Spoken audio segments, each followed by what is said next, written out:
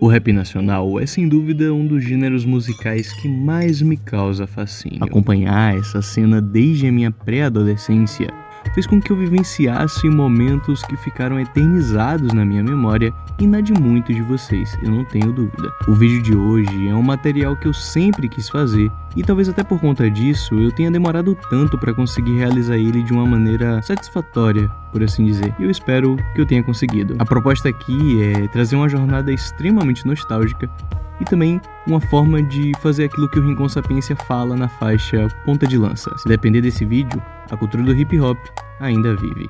Afinal de contas, estamos falando sobre a odisseia do rap nacional.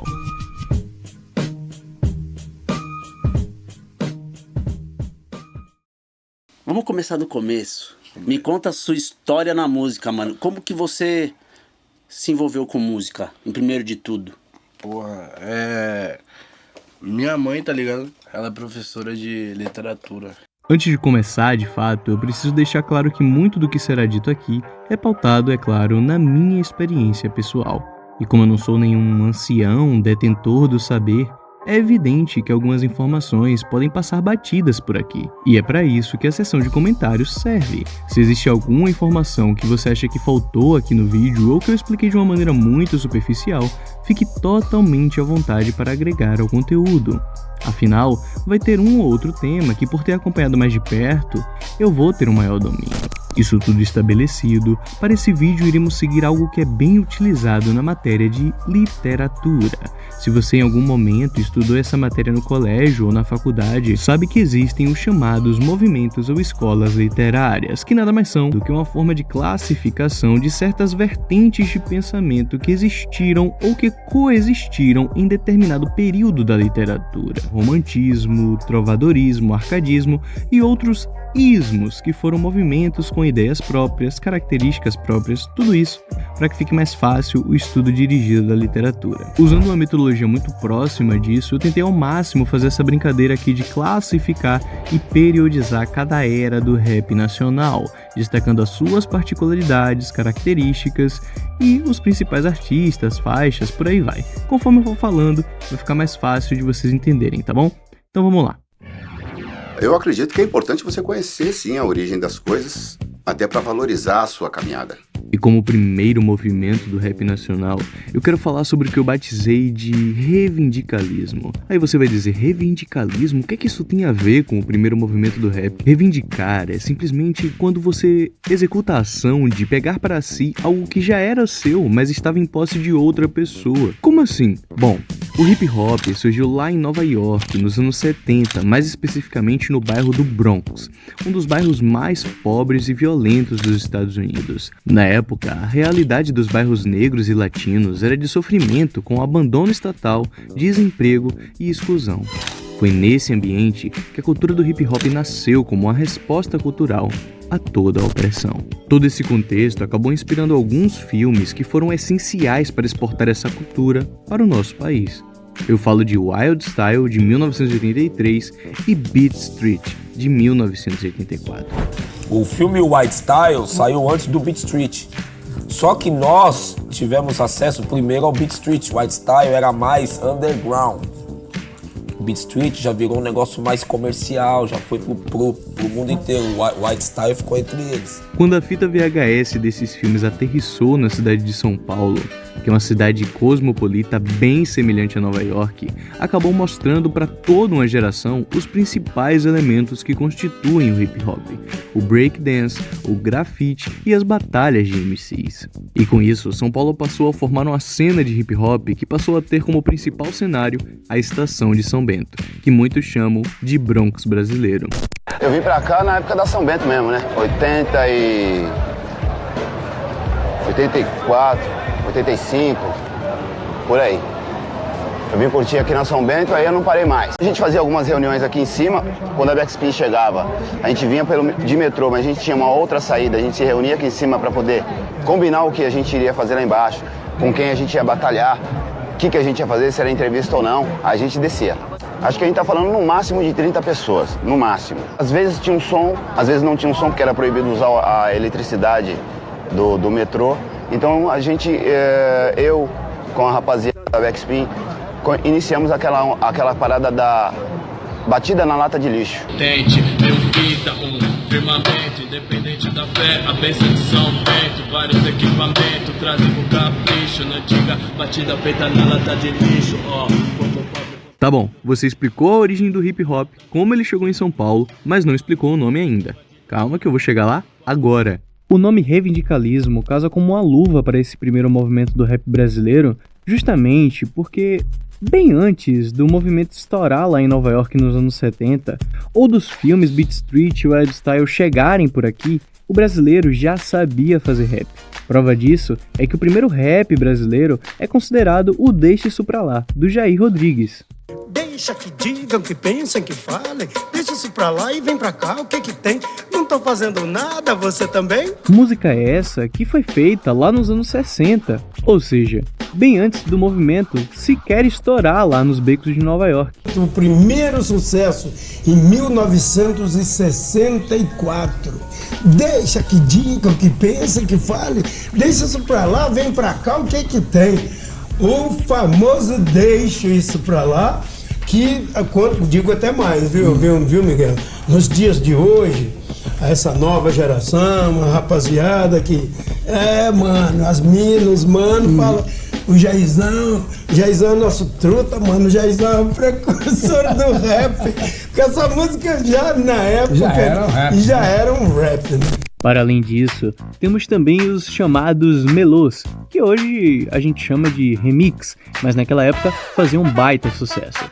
O principal deles é o melô do Tagarela, que é justamente um melô que fazia críticas ao movimento político-social brasileiro daquela época. Eu vou deixar um trecho aí para vocês escutarem. Sim, de morrer de rir, quando a gente leva a sério o que se passa por aqui. Saio com a menina, tá tão cara a gasolina, leva um tiro na esquina e te manda já daqui. É, sim, de morrer de rir, quando a gente leva a sério o que se passa por aqui. No supermercado, a oferta da semana, tudo a preço de banana, o anúncio é um colosso. Vou comprar alguma coisa, eu tô vidrado no almoço. 1000 cruzeiros pela carne, pago 1 quilo, levo um osso. Levo um carro de dinheiro, trago as compras no meu bolso. É, sim, de morrer de rir. O ponto aqui é justamente entender que a cultura do hip hop não foi roubada ou importada dos Estados Unidos. Ela foi reivindicada. Era algo nosso, com a nossa cara, que conversava com a nossa cultura, que a gente já até fazia aqui. E só precisava de um empurrãozinho para fazer acontecer.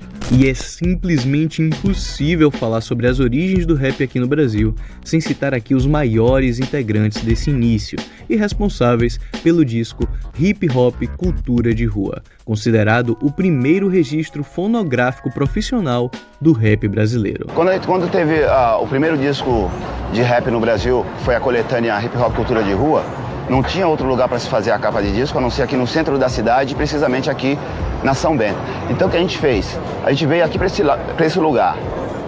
Quem tem o disco pode perceber que a gente está numa escada em frente a um portão de grade, que é aquele portão ali. Estamos todos não, alguns de pé, eu estou de pé, outros sentados, mas foi esse portão. E aqui, ó, essa parede foi a parede que a gente fez a foto, com todo mundo com a mão na parede, como se estivesse tomando uma geral da polícia. O Taíde e o DJ Han foram fundamentais para a transição que o rap passou de um movimento de rua para um gênero musical estruturado e com público. Foram responsáveis por dar uma identidade própria ao rap e criar de fato o que entendemos hoje como rap nacional. Não importa o artista que você consome, com certeza ele jamais existiria se não fossem esses caras. Por que o preconceito? Por que o preconceito? Vários cantores de rap surgidos na estação São Bento já têm músicas gravadas, como é o caso de MT Bronx. Ele é um ex-carregador de carne em açougue, que viveu sua infância na boca do lixo, no centro de São Paulo.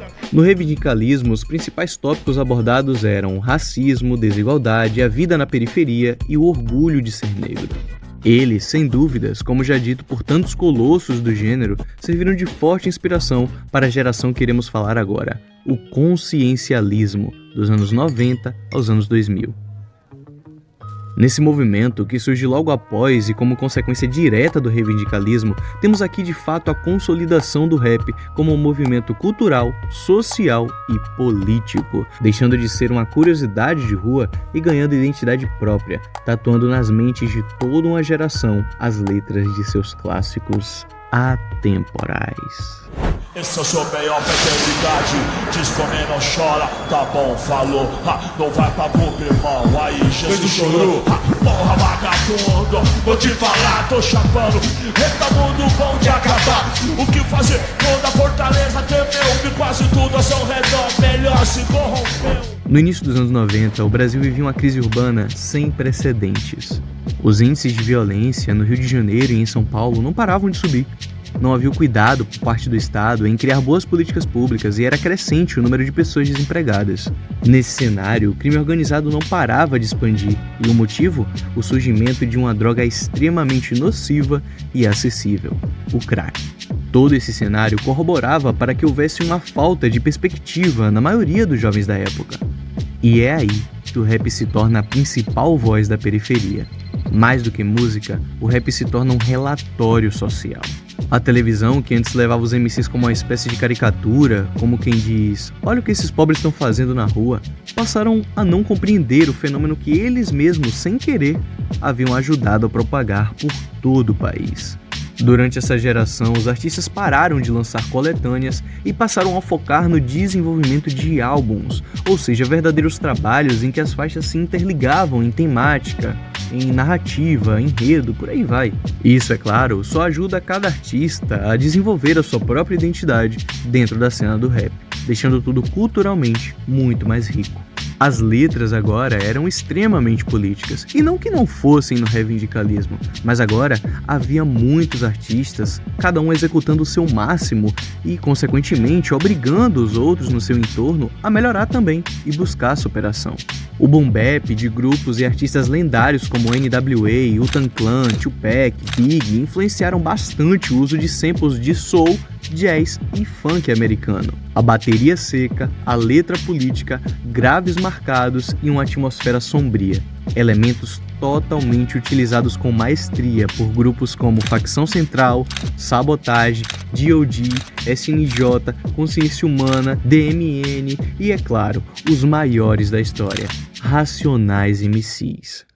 É necessário sempre acreditar que um sonho é possível, que o céu é o limite e você, truta, é imbatível. E o tempo ruim vai passar, é só uma fase, e o sofrimento alimenta mais a sua coragem. Tudo isso produziu faixas que eram verdadeiras ferramentas de resistência e denúncia, sendo sem dúvidas o movimento mais importante do rap nacional, porque trouxe a profissionalização do rap, consolidou a identidade do movimento e transformou MCs em verdadeiros líderes sociais do pensamento periférico. Para você ter noção, Sobrevivendo no Inferno, álbum de 1997, é considerado até hoje o disco mais importante da história do rap nacional e foi transformado em um livro no ano de 2017, bem recentemente, se tornando leitura obrigatória em meios acadêmicos. Olha isso, cara, olha o nível disso. Isso definitivamente mostra o tamanho do que foi esse movimento e é extremamente difícil listar a quantidade de clássicos que ele proporcionou. Homem na Estrada, Diário de um Detento, Vida Louca Parte 1 e 2, Um Bom Lugar, Isso Aqui é Guerra, Oitavo Anjo, O Trem, Traficando Informação e por aí vai. Inclusive, o MV Bill é um dos caras mais sinistros de todo o rap, porque ele vai estar presente em praticamente todas as fases do rap, sempre se reinventando. O cara tá em todas. E continuando a nossa linha do tempo, temos a terceira fase do rap, que eu vou intitular aqui de expansionismo. E por que esse nome? Esse período do rap foi totalmente marcado pela diversificação sonora e por várias grandes revoluções, ocasionadas pelo surgimento dessa plataforma aqui, o YouTube. Mas calma, que isso é lá para meados de 2006 a 2010. No começo dos anos 2000, o grande nome da cena, sem dúvidas, foi Mauro Matheus dos Santos, o Sabotagem. Nascido no Brooklyn, o de São Paulo, ele cresceu em condições de extrema vulnerabilidade e passou pela criminalidade, superando tudo através da música. O que mais impressionava nele era justamente a força espiritual, o carisma e a capacidade de transmutar o sofrimento em poesia. O cara é simplesmente uma lenda do rap. Na virada dos anos 2000, o rap nacional estava meio polarizado, entre o realismo pesado de grupos como Racionais e o Facção Central, e do outro lado um rap mais comportado, por assim dizer, focado em refrões cantados e pensados para tocar nas rádios e nas trilhas da TV. E é nesse contexto que o Sabotage surge como uma verdade que transcendia toda essa polarização. Com suas rimas autobiográficas, sua positividade, espiritualidade e mescla com outros gêneros brasileiros, ele conseguiu unir a periferia e a arte como ninguém antes houvera feito. Foi um dos primeiros a levar o rap para o cinema, participou do filme Invasor de 2002, onde ele não só atuou como compôs a trilha e fez aparição também em Carandiru, o clássico nacional de 2003. Chegou a trombar o Sabotage? Trombei, cara. 2 vezes. O Sabotage deu palestra lá pra gente. Foi lá conversar com a gente no Carandiru. Qual a importância de ter o Sabotage? Porra, toda, mano. Porra, o Sabotage era a alma desse filme. Ele, inclusive, ele foi o testemunho. Ele chegou ali pra gente. Nunca me esqueço. Aquela presença, aquela força que ele tinha. E foi, sem dúvida, sabe o tom? Músico, quando vai tocar numa banda, dá o tom aí, mano. Vai, pom. Você tem que vir nessa linha. Ele que deu.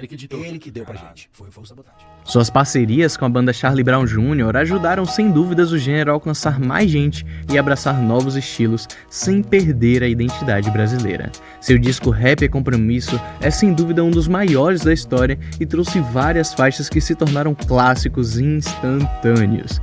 Infelizmente, o Sabota foi misteriosamente assassinado em 2003 com apenas 29 anos de idade. O crime nunca foi totalmente esclarecido. Sua perda o consolidou como um mártir da cultura do hip hop, e isso só reforçou a mitologia em torno da sua obra. Absolutamente todo mundo de todas as vertentes e escolas do rap que iremos citar nesse vídeo foram de alguma forma impactados por sua obra e seu legado. No geral, essa fase do rap foi bem nebulosa e sombria e uma continuação direta da fase anterior, com maior destaque para as inovações musicais mesmo.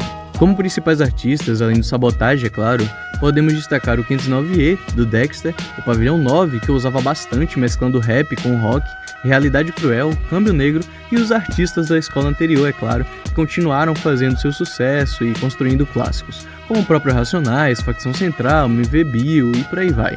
Não é como se um movimento substituísse o outro, assim como na literatura, muitos foram apenas fases que coexistiram e se somaram.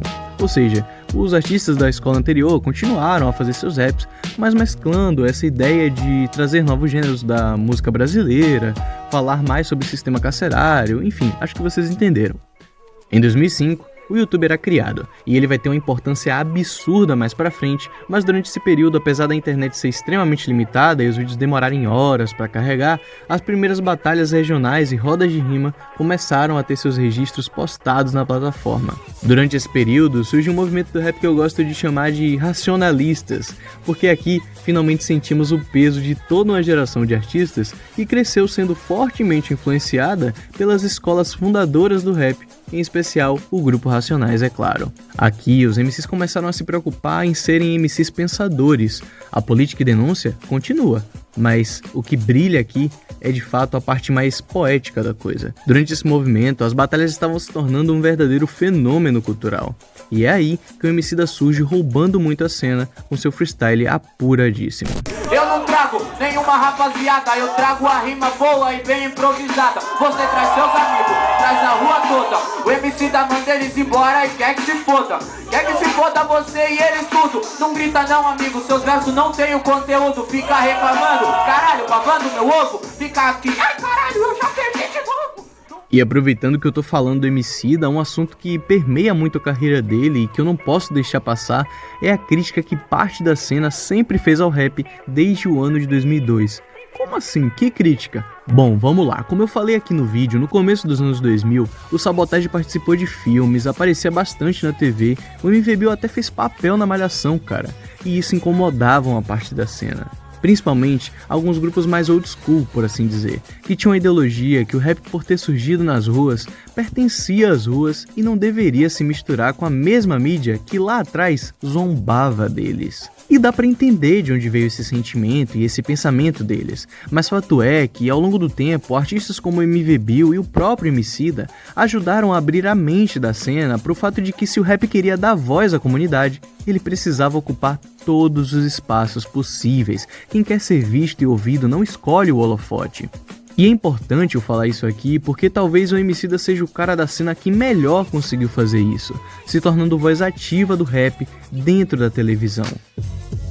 Bom, chegamos então a meados de 2009, a era digital do rap, e eu vou chamar esse movimento de transformismo. Foi o período mais transformador desde os anos 90 e tinha 3 pilares que foram de certa forma os grandes inauguradores dessa fase: Emicida, Projota e Rashid. A gente tem aqui o começo de grupos que vão ser extremamente relevantes mais pra frente, como Haikais e Costa Gold, mas sem dúvida os grandes nomes dessa fase, além do trio já citado, são a Flora Matos, Cone Crew Diretoria, que foi uma febre bizarra, e o Criolo, que teve aqui talvez o seu prime. Antes de Sabota escrever Um Bom Lugar, a gente já dançava o chime-chimear. Chico avisar, a roda não vai parar, e quem se julga nata, cuidado pra não coiar. Com faixas como Não Existe Amor em SP e Subir o Doshiozinho.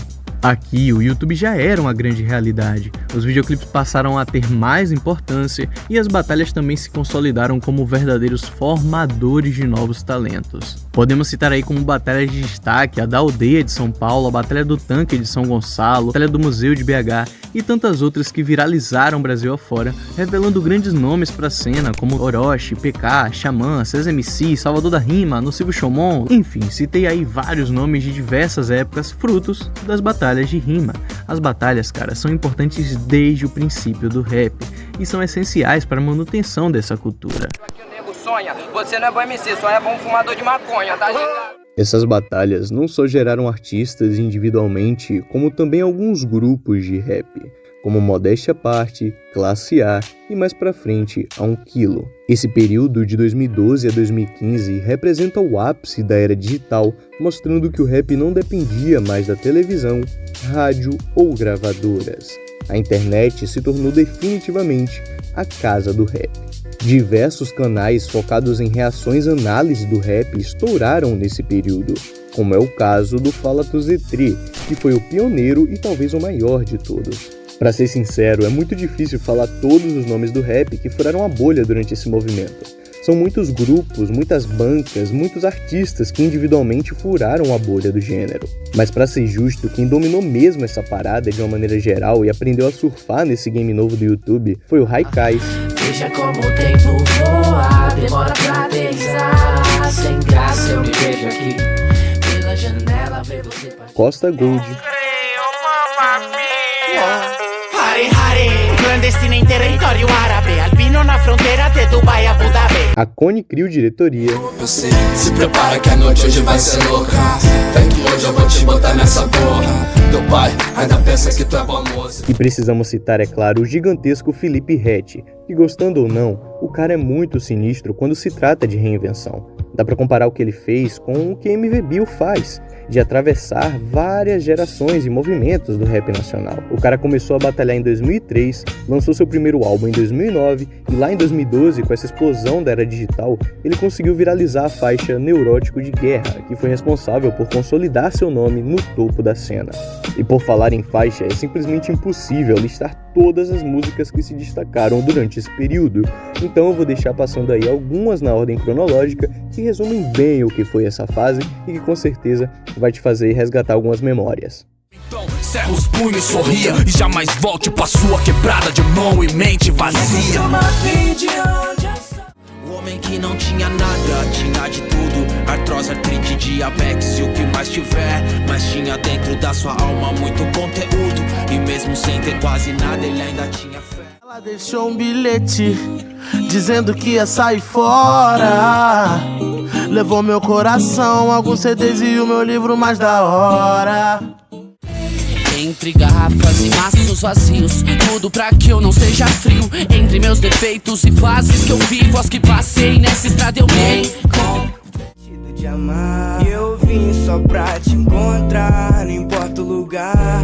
E é foda eu não consigo evitar, mesmo que não há. te contar o que eu consumia. até chegar aqui pra te dizer. Te acerto com a cima, bilingue, posta no N5. Quem ouve N5 não conhece a raça da massa dos parça, das calças largas só na caça das vagina. Não se indigne de si, ninguém resigne, flow digne, diga antes que designe num bang bang de gang. E me falaram qual é leg, se tu for chegar aí, claro, chama os moleques, porque hoje vai ter rap, certo, rap muita larica, e a festa é de graça pra sangue põe. Você pode se achar um hip hop star. Já falei pra ela que tá nada bom.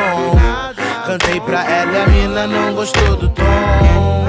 Pra dela trouxe o marrom, eu pensei nela pro som. Cara, é muito nostálgico. Eu lembro bem de ver a rapaziada na rua utilizando casaco, blusa, boné, tudo da sua banca favorita. Tipo, era muito comum você ver boné da Cone Crew, casaco do Damassa Clan, do Classe A, sabe? A galera realmente curtia muito vestir a marca do seu grupo e isso auxiliou bastante os artistas na época, que não tinham muito bem estabelecida uma monetização, sabe? Como é hoje em dia. Acho que o Spotify e o YouTube não chegavam a ser a principal renda deles, então para manter a parada funcionando, eles dependiam bastante dessa venda de roupas, camiseta e licenciamento da sua marca. Mas tem um grande porém aí. Você reparou como existe uma certa padronização nessa época?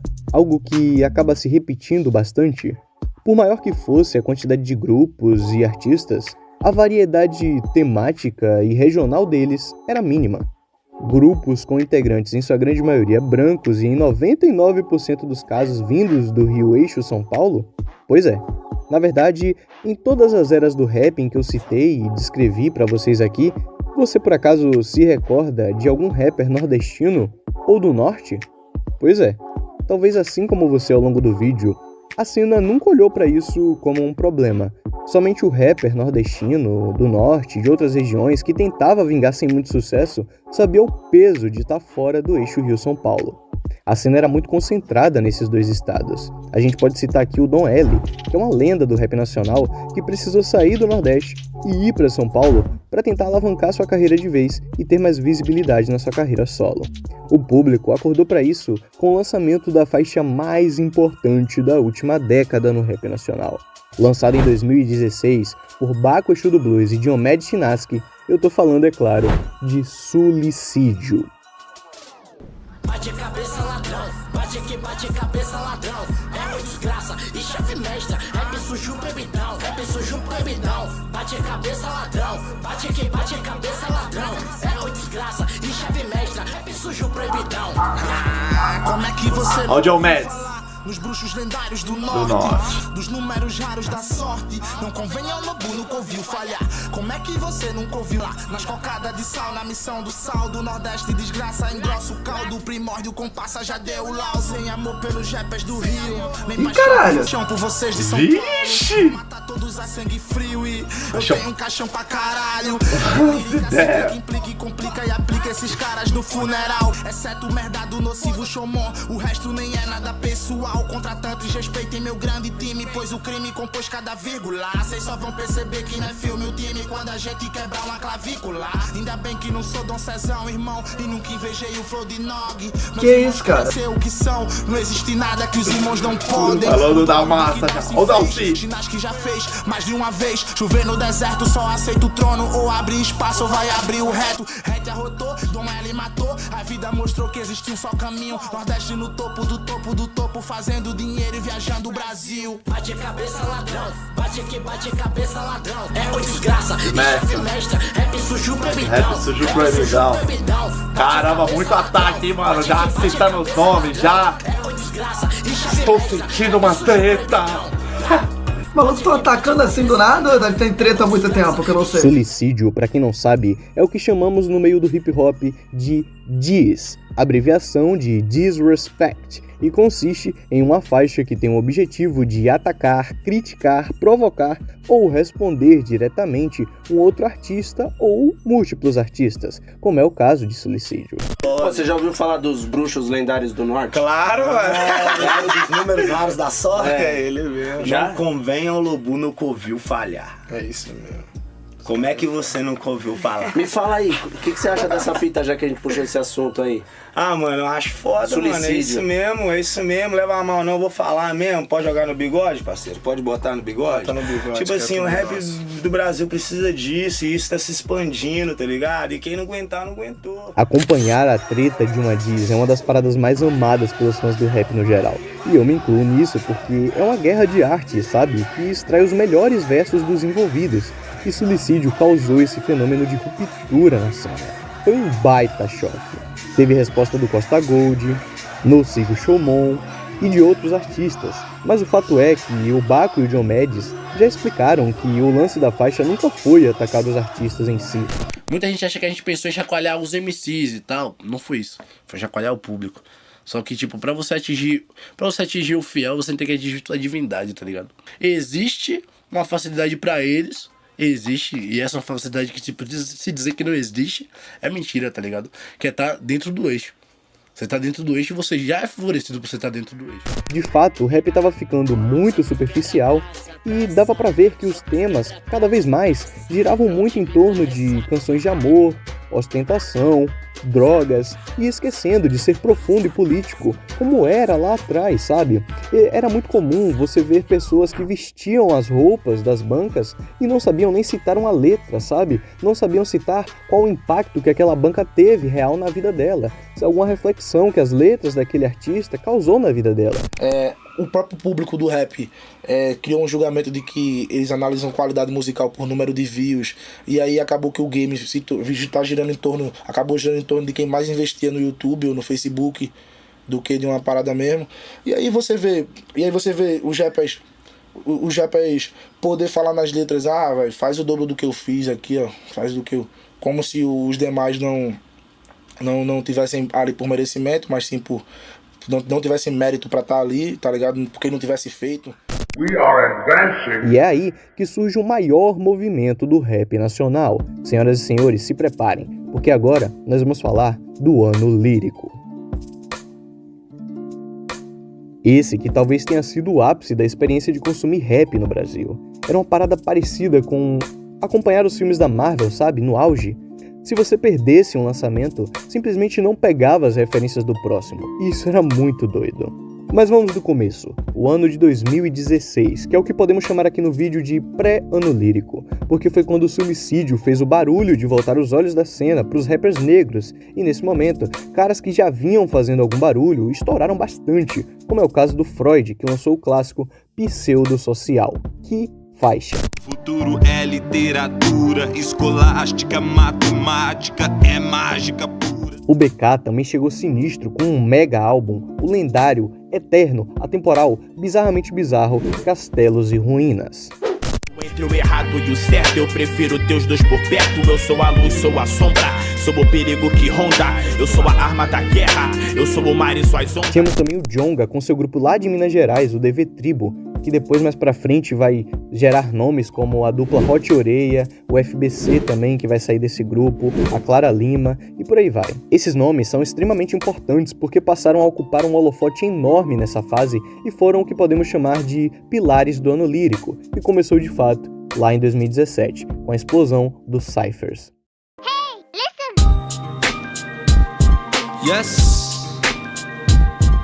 E o que seria cypher? Cypher, em resumo, é uma espécie de roda de performance de rap, por assim dizer. O mesmo beat, vários rappers, grandes e pequenos, cuspindo seus melhores versos, sem amarras de flow ou tema, sem refrão, só verso atrás de verso. É punchline atrás de punchline. Os três maiores, sem dúvida, foram os projetos Favela Vive, Cypher Respect e o lendário colossal bizarramente bizarro Poetas no Topo. Agora eu quero que você preste atenção numa parada para que fique mais claro ainda o intuito desse vídeo. Só compara esses versos aqui do pós-transformismo.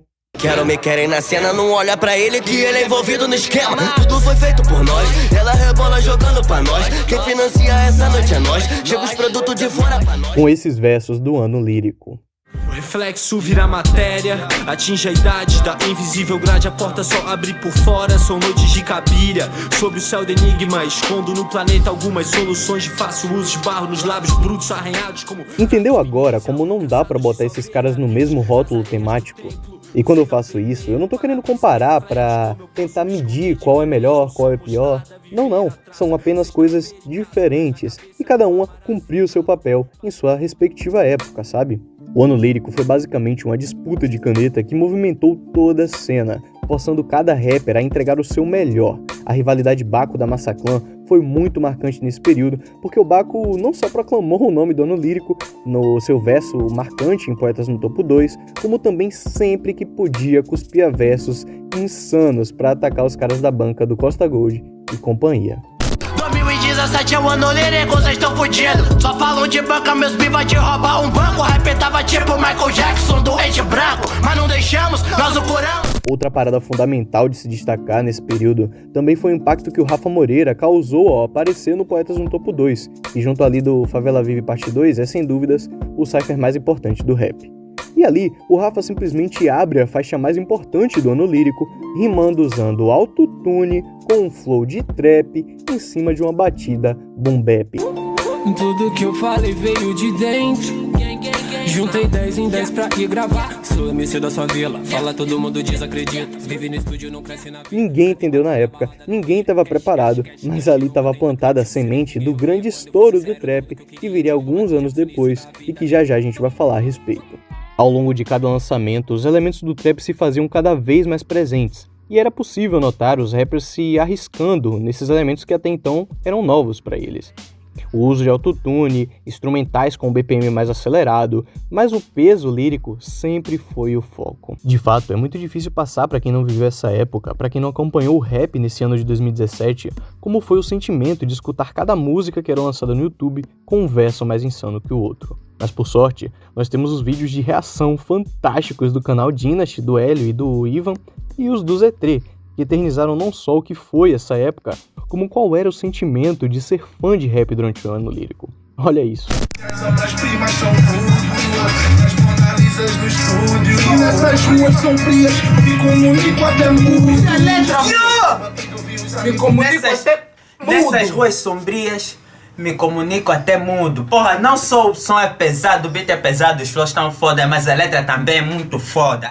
Não se entregue de vez, negue de vez. Não seja burro igual ao meu pai. Não viu a coisa mais inteligente que fez. E o estado crítico tem me detestado que é recíproco. Tem testado meu espírito, escapo sem equívoco. E vou, é como se comporta no beat, se na vida, isso que é flow. Vive no coração de cada amor. Não entendi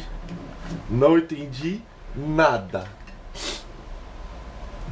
Tivemos dois canais de rap que tiveram maior destaque durante esse período. Sem dúvidas, o da Pineapple, trazendo projetos como Poetas no Topo, que eu já citei aqui, Poesia Acústica, que eu não gosto muito e que meio que acabou com a cena do rap boom bap, e os Perfis, que foi um projeto sim muito foda, que deu vida a faixas lendárias como Olho de Tigre, do Djonga. Sensação, sensacional. Firma, fogo nos racistas. Folhas, do BK. Ei. Vou me vingar nas folhas, árvores ao chão. O tempo que eu passei acorrentado me fez louco pela falsa liberdade. E Super Hip Hop, do Choice. Sigo na cena sendo perseguido, sigo na soma pra minha zona de um futuro digno. O mal, o bem, eu sou o mal benigno. Vocês são o câncer do rap, eu não falo de si. E outro canal que precisamos citar é o Rap Box, que trazia, para além de cyphers e canções, entrevistas e versões acústicas muito boas. Eu vou sair, eu preciso me mudar. Eu vou lá pro interior, vou viver perto de mim. Eu vou subir no trem que vai partir daqui. Eu preciso saber, descobrir o que eu sei. Voltando um pouco lá para meados de 2014 e 2016, o Rafa Moreira foi um dos pioneiros do trap, lançando faixas lá no SoundCloud e influenciando diversos artistas a começarem também nesse subgênero do rap. O lance é que foi só no finalzinho de 2017 que o trap brasileiro surge de fato furando a bolha e deixando de ser um mero meme na South America Memes com a faixa Anos Luz do Matuê, que trouxe um trap melódico e um uso do autotune que não adianta, gostando ou não, ninguém sabia fazer igual naquela época. Eu vim pra te ensinar que quando o beat dropa a gente nunca mais pode parar. E quando a gente cai na cama o bagulho esquenta quente na frigideira. Um detalhe muito importante de se notar é que o Matuê é de Fortaleza, no Ceará, e a ascensão dele e de outros nomes do trap, como Teto, Jovem Dex, jamais seria possível se não fosse o impacto da diss, Suicídio, que foi quando o Baco e o John Mads abriram os horizontes geográficos do público de rap. Por isso, que por mais que muita gente caia nessa de discutir se trap é ou não rap, eu acho muito difícil de separar os dois porque eles estão intrinsecamente ligados para toda a vida. Mas enfim, esse período pós-ano lírico, sem dúvidas, foi totalmente dominado pelo trap. Grupos como Recai de Mob, que foi uma banca pioneira do trap, lançaram a faixa Plaque to Doom, que foi um verdadeiro marco na cena, furando totalmente qualquer bolha do gênero e chegando a praticamente todo mundo no Brasil. Todo mundo escutou essa música, não tem jeito. Ela quer do purple e do green. Tem uma da punk e da pin. Pode misturar com meu lean. Tivemos a ascensão rápida do Matuê. Algo me diz que eles estão me observando, seguindo meus passos. Tivemos o Prime do Rafa Moreira, que por si só dá um vídeo inteiro pra ele, porque o cara começou como um meme, sabe? Tipo, a galera não entendia aquela estética dele, as letras eram muito nonsense, o estilo dele com aquele óculos do Kurt Cobain, que ele tanto fala em Bro. Ele foi levado pro The Noite pelo Murilo Couto, que caçoou dele e depois acabou fazendo trap de comédia, como o Whindersson. Teve esse subgênero aí do trap de comédia que, sinceramente, pra mim a galera só que tava querendo surfar em cima da onda do trap, tanto que hoje em dia essa rapaziada nem faz mais trap, sabe? Então assim, o trap foi uma modinha muito grande. Mas durante esse período, acho que a faixa que eu mais gosto é Sorry Mom, do Dus com Rafa Moreira, e da Ska. Porque da Ska, cara, é uma faixa muito boa do Rafa, que simboliza a ascensão de um cara que veio lá do underground, lá do SoundCloud, e conseguiu fazer seus 10 mil só com a sua arte. As coisas têm mudado, nome dos amigos comentado. Agora ele sabe quem é a Harry. E o meu carro novo na pista faz skr, 200 por hora. E os meus inimigos na dúvida desacredita, perderam a aposta. 777. O Freud até respondeu essa faixa na época, eles estavam bem tretados, sabe? O Freud e o Rafa Moreira nessa época. O Freud respondeu com esse verso aqui. Não cito o nome dos meus inimigos, deixa tu me dar o protagonismo. Agoniza com 10k em mês, e uma hora eu faço triptiça. Você pode me chamar de Deus, se não fosse eu, suicídio. Aí depois o Rafa fez uma música com Clean, chamada 10k é pouco eu sei. 10k é pouco eu sei, mas pra quem vem de baixo é bem mais do que tá agonizando. E no meu suco eu tenho shows dos jovens dançam, bro, seu show é chato, tão falando. Mano, eu não sou seu inimigo, você apenas me deve, você que me chama no esquema. E fala justamente sobre esse sentimento que eu falei, que 10k é pouco, mas pra quem vem de baixo, pra quem vem lá do underground, é bem melhor do que tá, sabe, lutando pra sobreviver. E é isso mesmo, cara, 10k é uma baita faixa, gosto pra caramba dela. A Recai de Mob sempre foi referência do trap underground ali junto do Rafa, porque era um grupo muito icônico e que tinha muita noção de trap, sabe? Algo que a cena ainda estava aprendendo a entender e eles já dominavam há muito tempo. A questão do lifestyle, da estética das roupas, as gírias. O Young Masca também foi um youtuber muito importante durante esse período, porque ele trazia notícias do trap gringo, ele também promovia cyphers enormes com toda a cena do trap. Sério, literalmente toda a cena da época em uma música só. É quase um filme essa faixa, Desgraça Gang, é muito icônica. Esse trap mais sujo e underground teve um auge de queda muito rápido, eu diria, e agora eu vou dar a minha visão da coisa, tá? Fique livre pra discordar. No comecinho de 2018, tem uma faixa que muita gente subestima, chamada Coreto B, que fazia parte de um projeto da Tudo Bom Records, gravadora do Felipe Ret, que reunia alguns MCs do Rio de Janeiro pra rimar no beat de trap. E o que aconteceu? Os caras inovaram na época e chamaram um MC de funk pra fazer o refrão do cypher. Sabe quem? MC Cabelinho, meu amigo. Quando todo mundo viu essa faixa aí no YouTube, falou assim, pô, MC Cabelinho, o que o cara vai... O cara vai lançar um funk aí no meio do cypher?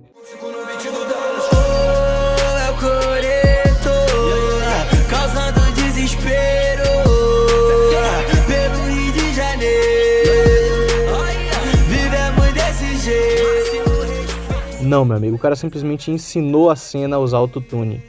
Daí começou a ficar cada vez mais recorrente a presença dele e de outros funkeiros em músicas de trap. E surgiu o mini movimento do trap funk, ali em meados de 2018 e 2019, que sempre pegava algum trapper em feat com um funkeiro e vice-versa. Isso deu tão certo que o MC Cabelinho até transicionou totalmente a carreira dele do funk pro trap. E ainda bem, né, porque o cara é muito bom. Mas voltando, a rapaziada do funk, que já tava no nível artístico muito maduro na época, né, já tinham passado pela revolução que foi a Condzilla, GR6 Explode, toda a ascensão do funk paulista e carioca, trouxe essa profissionalização ao trap e começou a deixar o gênero mais comercial, por assim dizer. Um bom exemplo disso é o MC Pose, que entrou pra Main Street, gravadora do Orochi, e começou a fazer trap funk. E nisso, o trap foi meio que perdendo aquela essência suja e underground do começo, sabe? Aquela parada mais da época do SoundCloud. E isso fez uma ruptura legal entre os fãs que tinham que escolher entre o trap mais comercial e pop do Matuê, Jovem Dex, Teto, ou o trap RJ, com muito mais cara de funk do que de trap. A gente até tinha o Kian ali fazendo um trap diferenciado, com certa influência do funk paulista e tal, do eletrônico, mas foi nesse momento de crise de identidade do trap que surgiu o real trap, lá em 2019, pré-pandemia, com a faixa Bailão do Menotod. Aperto na seda, jogo no balão, pego essa Glock e jogo o pentão. Mano, mais tarde eu vou brotar no bailão, falta 20 minutinhos pra eu descer do plantão. Os fãs do trap underground, que gostavam daquele trap mais sujo, foram abraçados por um trap feito por supostos criminosos, utilizando armas de verdade em seus clipes, em resposta às armas cenográficas, que até então eram as mais comuns ao serem utilizadas por outros trappers. E isso fez muito barulho. O Menotod até direcionou um verso a Recaide Mob. Perguntam se as armas que eu porto é de verdade. Você tá pensando que eu sou da Recaide? Além do Menotod, que foi pioneiro, tivemos o Daddy com Love and Choppa. Não ligo pra nada. Se tu tiver me devendo, eu vou furar tua cara. Borges com o AK do Flamengo. O que mais me deixa revoltado é que, por que não vem na madrugada trocar tiro? Só tem traficante na cara girando no plantão da boca, se brecha na 5 vai ser muita bala. Foda-se o arrego, tô cheio de ódio, a tropa do moçãozinho que sabe. E esse movimento segue vivo até hoje, com nomes novos como Oruan, que é uma certa revolução do Real Trap, já que ele é o Real Trap com a super produção da Main Street por trás, e os antigos ainda ativos fazendo muito sucesso. Eu acho que esse cypher do The Box ilustra bem o que é o Real Trap, porque ele trouxe simplesmente todos os nomes que eu citei aqui e os novos nomes dessa cena. Agora chegamos ao ano de 2020, onde o Matuê lançou o álbum mais influente da década pro trap, que consolidou ele como um artista transcendental que fura a bolha totalmente, e tivemos também os subgêneros do trap mais sujos, que surgem com muita força, como o plug e o drill. Durante esse período é muito importante citar a ascensão do rap feminino, que se iniciou lá com a Drica Barbosa e ganhou mais destaque com a Ebony e a dupla Tashi Tracy, que mandam muito. É muito doido você parar para pensar que o trap antes era underground e ficou tão, mas tão mainstream, que o boom bap, que era o movimento principal, acabou virando um movimento cult e underground. Essa que é a característica da fase mais recente do rap nacional. Um movimento liderado por nomes como Leal, Young Vegan, Caio Ocean, Puma PJL e Tokyo DK, que surgem justamente como um resgate às origens, trazendo flows modernos em beats clássicos de boom bap, com samples de jazz e ideias cruas. E se é tudo tão simples, eu sinto a arte correndo nas minhas veias. Quando o sono faz um desse, tudo fica tão mais fácil. Arrepiar minha pele, acompanho o compasso, só sendo baseado e faço isso parecer fácil. Comprar revista Vogue na Paulista é como comprar joias. 36 pose na Kodak, nasce um Deus na rua. Eles pensaram que me venceram, eu conheço a fase. Geração, fã de facção, mais perdidos do que um segue tiroteio. Exposição que eu conheço é meu irmão, que teve que ser pai apenas com 1 ano e meio. Minha pele é clara, meu coração é negro. Nome do meu coração é Patrícia. Ainda vou te dar uma casa simples, do jeito que você gosta, com uma bela vista. Eu sou muito fã desses caras, sério, os caras são fodas. Então basicamente o cenário hoje é esse. Acho que nunca teremos um ano tão insano como foi o ano lírico. Até teve essa tentativa de resgate, a Pineapple fez um Poetas no Topo 4, reunindo Rafa Moreira, Freud, trazendo o Xamã pra rimar como ele rimava nas antigas. Tivemos o lançamento de álbuns muito fodas do Freud, Djonga, BK. Mais recentemente o Baco lançou o disco Rasos, que tá uma obra-prima, e eu devo trazer um vídeo específico pro canal em algum momento. E a cena hoje é bem isso, o Djonga consolidado como talvez o maior rapper nacional, o Oruan como o nome mais midiático do Real Trap, e o Matuê como o maior nome do trap em si. E a galera do underground tentando manter a cultura do boom bap viva. Pelo menos eu tenho enxergado dessa forma. Mas deixe aí nos comentários o que você acha da cena atual, suas memórias marcantes com o rap e principalmente o que você achou do vídeo. Como você deve imaginar, esse vídeo deu um trabalhão para ser feito e não vai me dar um único centavo, pois está recheado de músicas e clipes que eu precisava usar para ele ficar do jeito que eu queria e para ficar do melhor jeito possível. Mas é isso, eu sempre quis fazer um vídeo assim e em troca eu só peço o seu like e caso ainda não seja inscrito, se inscreve aí, que é totalmente de graça e me ajuda bastante a alcançar mais pessoas. Para quem quiser patrocinar o canal com o Suco Tang, o QR Code vai estar passando aí na tela. Muito obrigado pela sua atenção e um forte abraço. Valeu, galera!